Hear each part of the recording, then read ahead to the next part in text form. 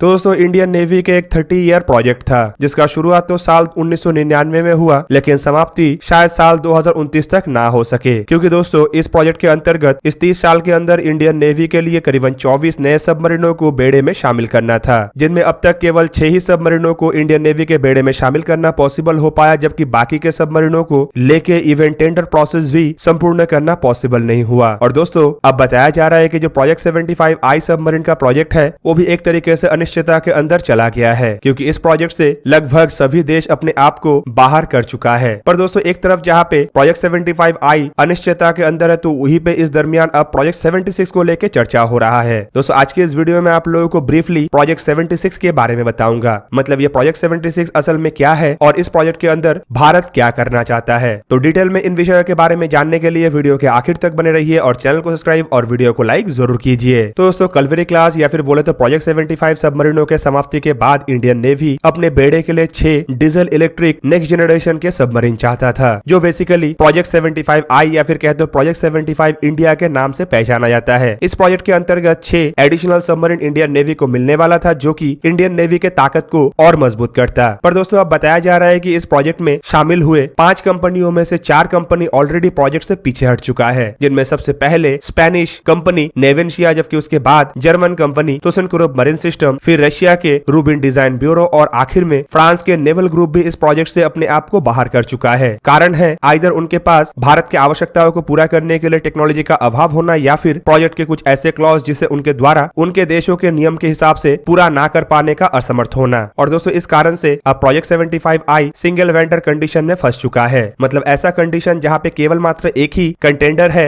जो इस प्रोजेक्ट के तहत अपने सबमरीन को ऑफर कर रहा है। पर दोस्तों टेंडर को कंप्लीट करने के लिए कम से कम 2 पार्टिसिपेंटों का आवश्यकता होता है, क्योंकि इसके बिना कभी टेंडर संपूर्ण नहीं हो सकता। और दोस्तों ये कंडीशन अगर बरकरार रहा तो एक्सपर्टों का मानना है कि आइदर इस प्रोजेक्ट को रद्द कर दिया जाएगा या फिर प्रोजेक्ट के टर्म्स एंड कंडीशन को मॉडिफाई करते हुए फिर से इसे रीइश्यू किया जा सकता है। ऊपर से अगर देखें तो प्रोजेक्ट 75 के अंतर्गत जो 6 सबमरीनों को बनाया गया है उनमें से 6ठा सबमरीन भी अब लॉन्च हो चुका है, और इस कारण अब मजेगांव डॉकयार्ड लिमिटेड एक तरीके से आइडियल है। मतलब मजेगांव डॉकयार्ड लिमिटेड के पास फिलहाल कोई काम नहीं है और सबमरीनों को निर्माण करने वाला जो फैसिलिटी है वो फिलहाल संपूर्ण रूप से बेकार पड़ा हुआ है। ऐसे में जहां पे सवाल ये उठ रहा है कि जल्द से जल्द इस फैसिलिटी को काम में लाने के लिए सबमरीनों को डील को संपूर्ण किया जाए, तो वहीं पे सबमरीनों के डील का आवश्यकता इसीलिए भी है क्योंकि इंडियन नेवी के जो अंडर वाटर कैपेबिलिटी है उसे चाइना को देखते हुए मजबूत करना भी अति आवश्यक है। दोस्तों आपके जानकारी के लिए बता दूं कि 6 कल्वरी क्लास सबमरीन के अलावा इंडियन नेवी के बेड़े में 4 जर्मन HWD क्लास के सबमरीन है, जबकि 10 जो किलो क्लास के सबमरीन था उनमें से केवल मात्र अब 8 सबमरीन ही एक्टिव है। और दोस्तों अब इंडिजिनाइजेशन को जिस तरीके से महत्व दिया जा रहा है, इस वजह से अब विदेशी सबमरीनों के ऊपर निर्भरशीलता को कम करने के लिए DRDO अपने सबमरीनों के डेवलप करने का भी इक्विपमेंटों को तैयार कर रहा है, जिनमें एयर इंडिपेंडेंट प्रोपल्सन सिस्टम से शुरू करके इलेक्ट्रिक मोटर और लिथियम आयन बैटरी तक शामिल है। रिपोर्ट में बताया जा रहा है कि DRDO भी अपने इंडिजीनियस सबमरीन के प्रोजेक्ट को आगे बढ़ाना चाहता है, जो कि प्रोजेक्ट 76 के नाम से पहचाना जाएगा। बेसिकली प्रोजेक्ट 76 संपूर्ण रूप से इंडिजीनियस सबमरीन होगा और इस प्रोजेक्ट के अंतर्गत इंडियन नेवी के लिए 12 इंडिजीनियस सबमरीनों को इन हाउस डिजाइन और डेवलप किया जाएगा। पर दोस्तों इस सपने को संपूर्ण करने के लिए अति आवश्यक है प्रोजेक्ट 75I। आपके जानकारी के लिए बता दूं कि प्रोजेक्ट 75I इंडिया के लिए आखिरी विदेशी सबमरीन बनने वाला था, क्योंकि इसके अंतर्गत इंडिया को अति आवश्यक संपूर्ण टेक्नोलॉजी को हासिल करना था, जिससे इंडिया अपने स्वदेशी सबमरीन के प्रोजेक्ट मतलब प्रोजेक्ट 76 को आगे बढ़ा सके और भविष्य में इंडिया को किसी भी तरीके से सबमरीनों के लिए किसी अन्य देश के ऊपर निर्भर ना होना पड़े। ऐसे में अगर प्रोजेक्ट 75I को रद्द किया जाता है तो आइदर प्रोजेक्ट 76 कोई को डेवलपमेंट प्रोसेस के तहत आगे बढ़ेगा या फिर प्रोजेक्ट 76 भी डिले हो सकता है, क्योंकि इस तरीके के सबमरीन रिलेटेड टेक्नोलॉजी को अकेले डेवलप करने के लिए अधिक समय का आवश्यकता हो सकता है। दोस्तों बेसिकली प्रोजेक्ट 75I खाली इंडियन नेवी के सबमरीनों के फ्लीट को ही मजबूत करने वाला नहीं था, बल्कि इंडिजिनाइजेशन को भी मजबूत करने वाला था और साथ ही साथ इंडिया के लिए एक ऐसा अवसर बनने वाला था जो सबमरीन के डेवलपमेंट को समझने में मददगार होता। पर दोस्तों बताया जा रहा है कि अगर प्रोजेक्ट 75I सफल नहीं होता है तो शायद defence research and development organisation Mazagon dockyard limited, जो कि प्रोजेक्ट 75 के सबमरीनों को निर्माण कर रहा था, और भारत के कुछ प्राइवेट कंपनी एकत्रित रूप में आगे आके इंडिजीनियस सबमरीनों के डेवलपमेंट के प्रोसेस को आगे बढ़ा सकता है, जिनमें आइदर फ्रांस या फिर जर्मनी किसी एक देश से भारत मदद ले सकता है। पर दोस्तों अगर करंट कंडीशन में इंडियन नेवी के अंडर वाटर कैपेबिलिटी को देखा जाए तो इंडियन नेवी के पास फिलहाल 16 डीजल इलेक्ट्रिक कन्वेंशनल सबमरीन और एक न्यूक्लियर पावर सबमरीन एक्टिव है। दोस्तों इंडियन नेवी के पास जो एकमात्र न्यूक्लियर पावर पावर सबमरीन है वो असल में स्वदेशी अरिहंत क्लास के बैलिस्टिक मिसाइल सबमरीन मतलब INS अरिहंत है। दोस्तों आपके जानकारी के लिए बता दूं कि ये सबमरीन हमला करने के लिए नहीं बल्कि बैलिस्टिक मिसाइलों को कैरी करने का सबमरीन होता है जो आवश्यकता पड़ने पे समुद्र से दुश्मन के ऊपर परमाणु हमला के लिए इस्तेमाल हो सकता है। अरिहंत क्लास के सबमरीन असल में 6000 टन के और संपूर्ण रूप से स्वदेशी सबमरीन है। दोस्तों इस प्रोजेक्ट के अंतर्गत असल में इंडियन नेवी के लिए टोटल 4 सबमरीनों का निर्माण किया जा रहा है, जिनमें एक सबमरीन INS अरिहंत जहां पे एक्टिव है तो वहीं पे दूसरा सबमरीन INS अरिघात फिलहाल सी ट्रायल में है और माना जा रहा है कि अगस्त महीने में मतलब आने वाले कुछ महीने में इंडियन नेवी को यह सबमरीन मिल जाएगा, जबकि बाकी के 2 सबमरीन फिलहाल अंडर कंस्ट्रक्शन है। जबकि इंडियन नेवी के पास जो 16 एक्टिव डीजल इलेक्ट्रिक सबमरीन है उसे अगर देखा जाए तो इनमें सबसे मजबूत तरीन या फिर कहे तो सबसे ताकतवर सबमरीन है कलवरी क्लास के सबमरीन, जिसे फ्रेंच स्कॉर्पियन क्लास सबमरीन भी कहा जाता है। और ये असल में प्रोजेक्ट 75 के अंतर्गत इंडियन नेवी के लिए मजेगांव डॉकयार्ड लिमिटेड के द्वारा नेवल ग्रुप के मदद से निर्माण किया गया है। दोस्तों ये 2000 टन का सबमरीन है और ये संपूर्ण रूप से हमला कर सकता है। फिलहाल इस क्लास के अंतर्गत टोटल 4 सबमरीन इंडियन नेवी में एक्टिव है। दोस्तों आपके जानकारी के लिए बता दूं कि कलवरी क्लास के अंतर्गत टोटल 6 सबमरीनों को निर्माण किया जा रहा है, जिनमें 4 सबमरीन एक्टिव होने के साथ साथ 5वां सबमरीन अंडर सी ट्रायल है और 6ठा सबमरीन को हाल फिलहाल में ही लॉन्च किया गया है। दोस्तों इसके बाद इंडियन नेवी के ताकतवर तरीन सबमरीन को देखा जाए तो उसे सिंधु घोष क्लास सबमरीन कहा जाता है, जो basically Soviet origin kilo class के सबमरीन है। 3070 टन के सिंधु घोष क्लास सबमरीन असल में कलवरी क्लास सबमरीन आने से पहले इंडियन नेवी के सबसे ताकतवर सबमरीन था। दोस्तों किलो क्लास के अंतर्गत इंडियन नेवी के द्वारा सोवियत यूनियन से टोटल 10 सबमरीनों को खरीदा गया था, जिनमें फिलहाल 8 सबमरीन ही इंडियन नेवी में एक्टिव है, क्योंकि बाकी के 2 सबमरीन में एक सबमरीन जहां पे इंडिया के द्वारा म्यांमार को रिफिट करके दिया गया है तो वहीं पे और एक सबमरीन हादसे के कारण नष्ट हो गया। जबकि इसके अलावा इंडिया के पास 4 सुषुमार क्लास सबमरीन है, जिसे HWD क्लास सबमरीन भी कहा जाता है। बेसिकली ये जर्मन सबमरीन है और इसे जर्मनी में टाइप 209 क्लास सबमरीन भी कहा जाता है। 1850 टन के ये सबमरीन टॉर्पेडो और हार्पून मिसाइलों को दागने में समर्थ है। दोस्तों इंडियन नेवी के सबमरीनों के अगर भविष्य को देखा जाए तो इंडियन नेवी और भी कई तरीकों के सबमरीनों के ऊपर काम कर रहा है। आपके जानकारी के लिए बता दूं कि